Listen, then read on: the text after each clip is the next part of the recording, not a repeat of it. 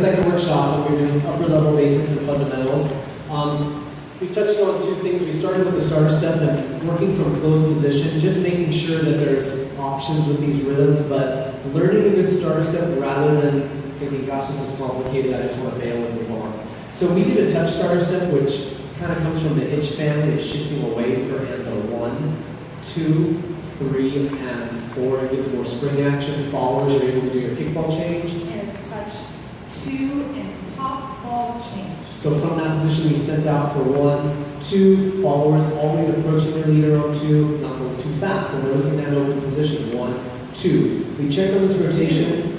Followers were checking in a lot with pulsing, 1, 2, 3, and 4. And leaders, I had us working on more of a gradual rotation with our footwork, being aware of that cross in front. Always pivoting your 3 and a 1, 2, pivot and push, triple step. Going from this side, you did an under with a hand change. And leaders, that's you stepping into your own arm. So when you step for 5, you're leaving the post here as you come in and slide away.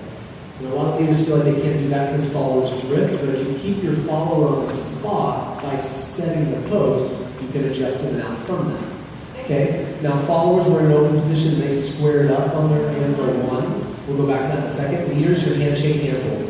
When you slide down, handshake handhold is like we're shaking hands, but we never interlock the thumbs.